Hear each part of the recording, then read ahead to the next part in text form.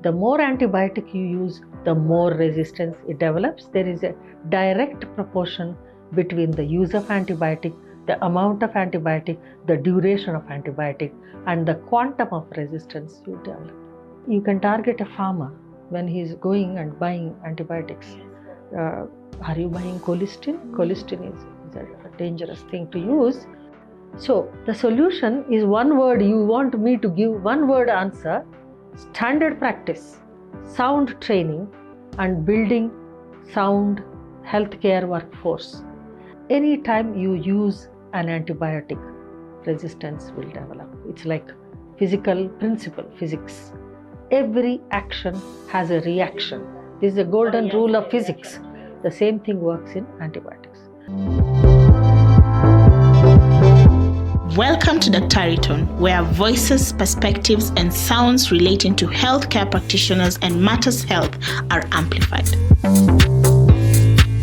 This is a podcast by Daktari Online, created for healthcare professionals across Kenya. Each episode brings you honest conversations, expert insights, and real-life stories from the front lines of care.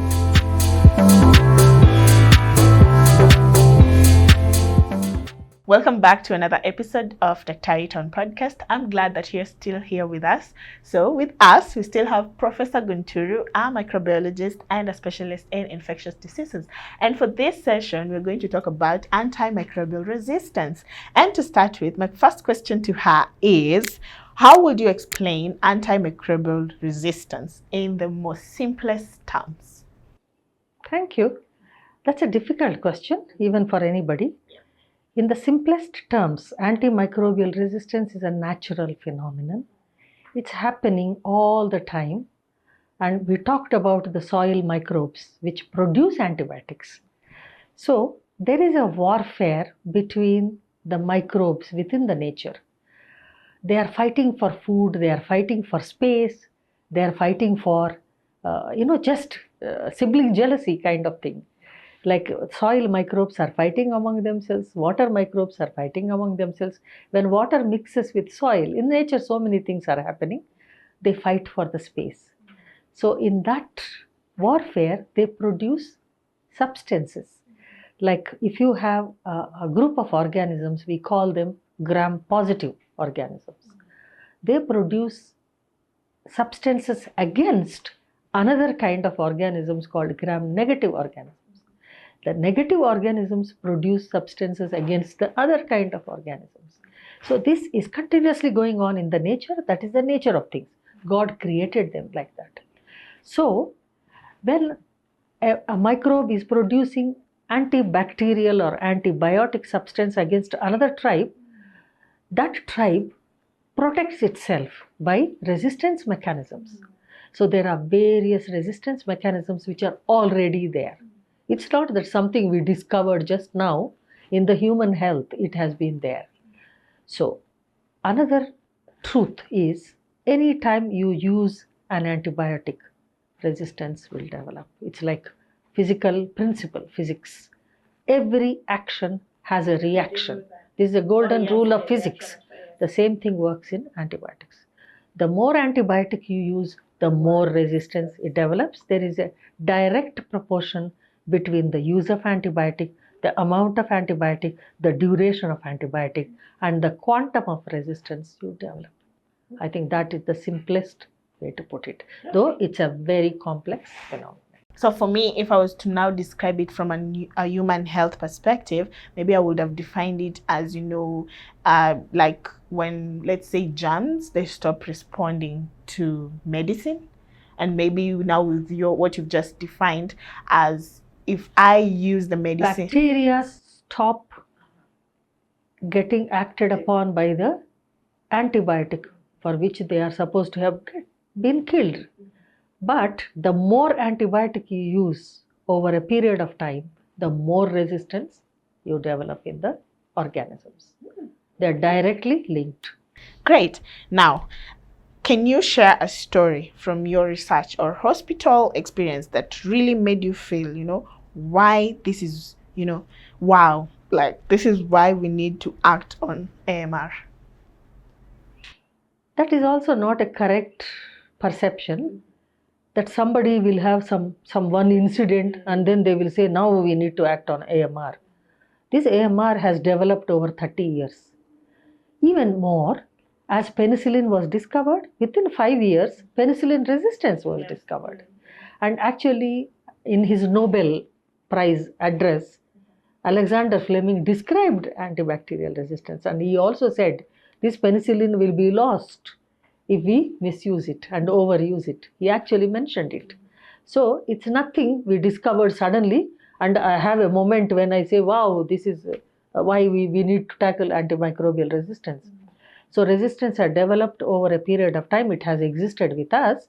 There is no single moment where I realized, yes, as a microbiologist, I saw this when I was working on pneumococci. The pneumococci are the Streptococcus pneumoniae. We call it the bug which causes pneumonia, the famous bug which causes pneumonia. It's a killer pathogen.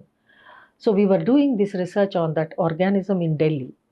And then we found that the common 3 antibiotics which we were routinely prescribing, the resistance was 20% and above. If I had 100 bacteria, 20 of them are resistant to septrin, which was a common drug those days. And then there is tetracycline, there is erythromycin, there are other drugs which we prescribe, and there is amount of resistance. And I presented this at that time in the European Congress of Microbiology in Vienna. And I was given a special prize for that. So since that time, it has impressed. And when I came to Kenya, I started working on typhoid bacilli along with Professor Kariuki in Kenya Medical Research Institute. And he became later the director, and currently he's a director of the Neglected Tropical Diseases Institute. We collaborated together and we worked on antimicrobial resistance. And it was always impressive that these antibiotics, when they stop working, where do we go? And people have been thinking about it. But there are so many things we clinicians, we describe and we make noise, nobody listens until it becomes a huge noise. Gradually, the momentum picks up, it becomes WHO priority, it becomes CDC, NIH, everybody's priority now. It's a global priority. And then there is so much investment into this topic called AMR. And now, where do we go?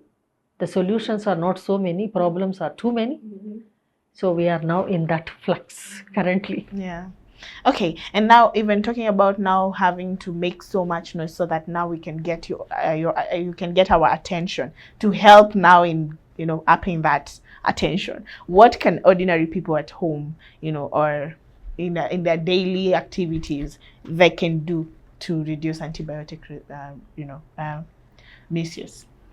I think it's too simplistic to assume that every citizen is going to stop antimicrobial resistance. Yes, they have a role to play because they are the patients. So it's good for them to be empowered with the knowledge, and which we try to do. Community education is part of this. Patient education, which has been a part of all our efforts. So there is community education and patient education on AMR specifically. All corporate hospitals have pamphlets. Patients are reading. Now, how much do they have in their hands to prevent AMR? It is an open question. It's too simplistic to assume that an ordinary citizen, anybody who is on the street, can stop AMR. And you've brought that out even in both of your answers, the first question and the second one, where you've touched on the fact that there's too many problems but too few solutions, right? And also the fact that do we even have the resources? I remember attending this one AMR convention, and there was so many things that were coming out, especially when, let's just start from the labs. Is this convention recent? It was a recent one. The diagnostic convention. SLM convention. Yes. Yeah. So these are the things that came out where now I was in that convention. I was chair of one of the sessions, which went very well. That was the first day or the second day? Because I was there the first day. It was the first day. Amazing. It was a whole session. I think that was after we had the whole collective briefing. It's a whole policy session. Yes. And that's why I think I missed you. But anyway, here we are now. And you're asking me why. Oh my God, now you get your answer. So yes, now with that conversation that we had, the conversations we had there, the things that came out was the fact that even we are low resourced. We talk about resistance, but do you even have to start with the labs? Do you even have the technicians who are trained enough to even like maybe address these issues? But now, according to Professor Gunturu, what do you feel like entirely makes AMR harder to fight in low resource settings? Your question sounded very complex, but it is not actually. It's not complex. The key is in standard practice. AMR is part of it. We cannot blow it as an individual topic. And AMR, antimicrobial resistance, is multifaceted. It is antifungal, antibacterial, antiviral, many things. And resistance to TB bacteria, antitubercular drugs, all these are the problems. It has many facets. However, our problem in low resource countries is the issue of standard practice. Like I have a case where a surgeon has operated, okay, and it's a young lady. The surgical procedure has been done, but something went wrong. Surgery is technique. So if the perfect technique is not used, the wound gets infected. It's not just, we call it wound infection, but it's basically technique oriented. So now this wound gets infected, it gets complicated. Now this patient is in life and death situation. Now we are using antibiotics. Will the antibiotics solve this problem? No. Until you correct the abnormality, the anatomic abnormality, which is a blotched surgery. It's a technique went wrong. So what is the solution for this? Surgeons have to have perfect technique. How can the surgeons have perfect technique? They have to be trained perfectly. How can they be trained perfectly? They need perfect institutions which are capable of training them. So now this is just surgery, but it is the same for internal medicine, radiology, diagnostics, lab, everywhere. You need good standard training and standard clinicians to control many of these things, lot of these things, but everything leads to antibiotic. Because I have a cancer patient, he has an infection, I need an antibiotic. I have a TB patient, he needs an antibiotic. I have an asthmatic patient, he gets a pneumonia, I need an antibiotic. But if I don't diagnose asthma properly and I treat him always with antibiotics, I'm growing MDR bugs. So the MDR bugs are cultivated by us. So the solution is one word. You want me to give one word answer: standard practice, sound training, and building sound healthcare workforce, which we are trying and we are improving. Things are hopeful. Exactly. Talking about hope. We are looking up. What gives you hope? Yeah, because you see, during this pandemic, we learned quite a lot of lessons. Self-sufficiency is one of them. Low middle income countries, and especially after the changes in the US foreign policy brought about by President Trump, I must say. Even Bush was practicing similar things. Automatically, I say President Bush, but it is President Trump now. The changes which have come about, I think we should take them positively and we should wake up. We were asleep because US is funding all these things. US also doesn't have the resources. Yes. Now it's our turn to be self-sufficient, build local solutions. For example, there are hospitals now in India which are called Made in India hospitals. What it means, you go to that hospital, every material used within that hospital, including the MRI machine, all the disposable gadgets, the catheters which you do use for interventional cardiology, everything is locally manufactured. So that hospital has a board Made in India hospital. You walk inside, the care is cheaper because what we are not importing them with the dollar currency, we are making them in rupees. So they are made in India. That is the solution we all need. All of us are together in this. Asia, Africa, all low middle income countries are together. South to south collaboration is what we need. So if we manufacture, if India is manufacturing Why not Kenya? Exactly. We manufacture all those things here locally. I use so many imported products in my lab, which makes my tests very expensive. If they were, for example, manufactured in Athi River, but not low quality, good quality, equal quality. So that made in India hospitals, they are actually quality wise, they are equivalent. The cost is low. So if we all can do that, which we must, why Kenya, India are the same? There's no difference. No big difference, very little difference. So if we look at those solutions, local training, local capacity building, local sourcing, we have immense resources and we can do it. And we don't have to look for solutions outside. So we can have global problems, but we can have local solutions. And even with the fact that we even have upcoming more scientists who have interest in these areas, who are passionate and even innovative. Absolutely. So it is Standard possible. practice, Yes. increase standards, take our standards to higher level in education, medicine, everything. Now, this is a side question from now, you being a scientist, but it's leading to a scientific question in a fun way though. Do you use social media platforms? I don't. Not that I don't want to, but I don't. I have a Facebook account which I never open. I have a LinkedIn account. Sometimes I open when there is a nice paper posted there, which is free. It's not accessible in the library. It is only accessible after 6 months, but it is posted by somebody on the LinkedIn. So sometimes I download those papers, but I don't use social media.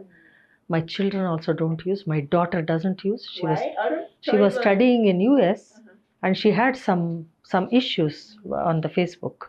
So she closed that account and I don't encourage.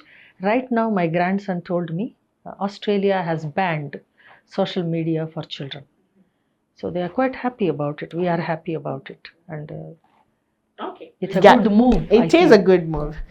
Because I didn't want to assume before asking the question. But now, regardless. They have immense potential for science, development, education, but their downside has been too injurious. So for learning, for education, you don't need Facebook. You have other avenues.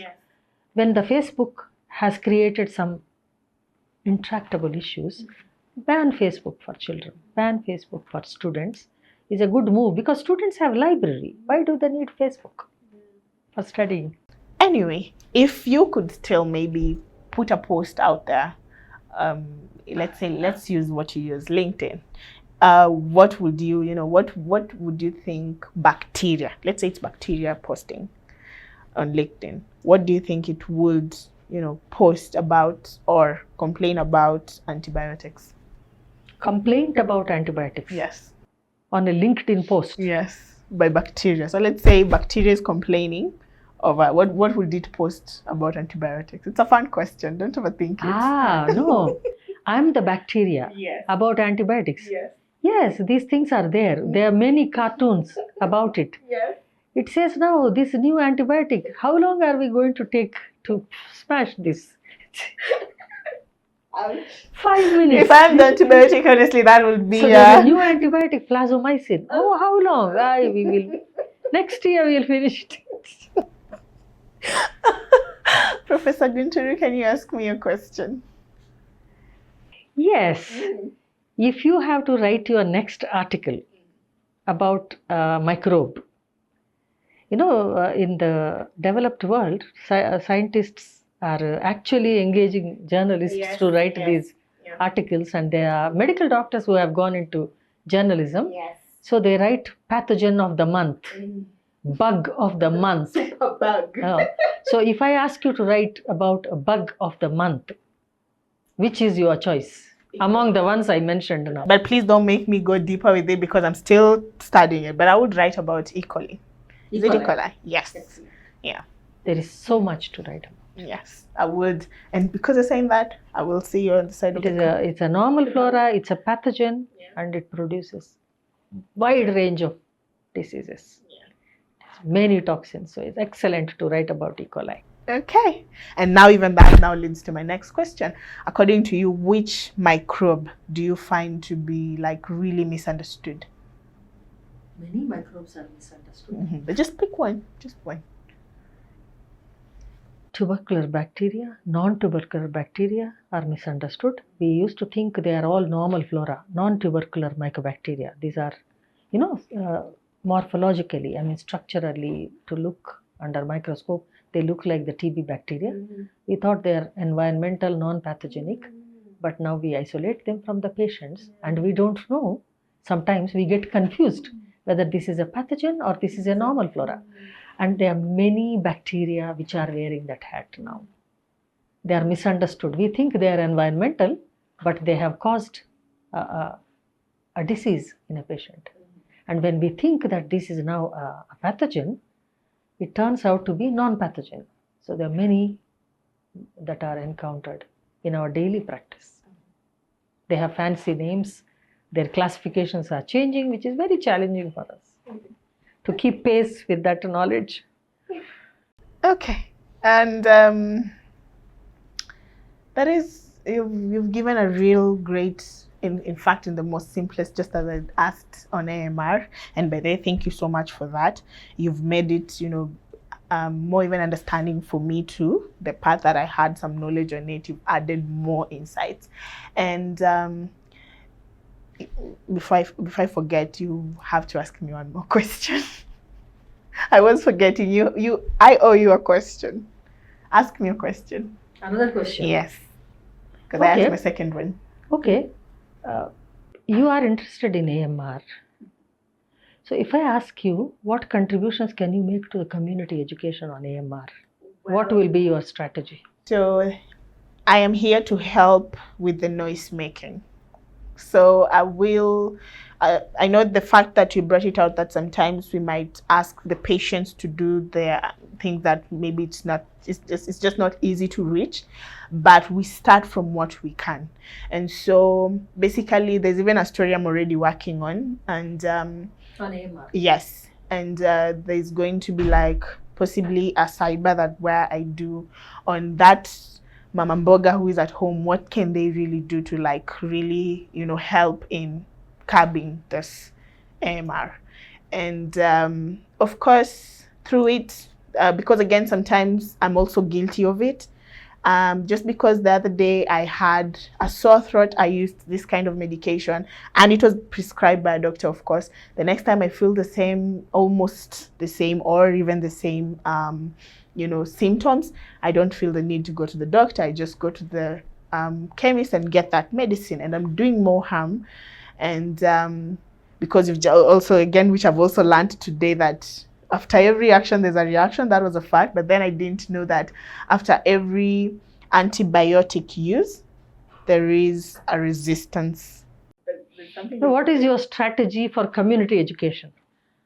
Okay, so my strategy on community. Maybe I have a suggestion. Okay. When you said Mama Boga, it's not easy to educate a Mama Boga about antibiotics. What you can educate her, she has a cow, she has a goat. Yes. She has some shamba, yes. She's growing some plants. Yes. Let her interrogate what she's using. Is she being, somebody is telling her, selling some antibiotics, exactly. Go and sprinkle this, your goat will be okay. So that you can tell her what you are using in your shamba, check what it is, find out from somebody. Or you can target a farmer when he's going and buying antibiotics. Yes.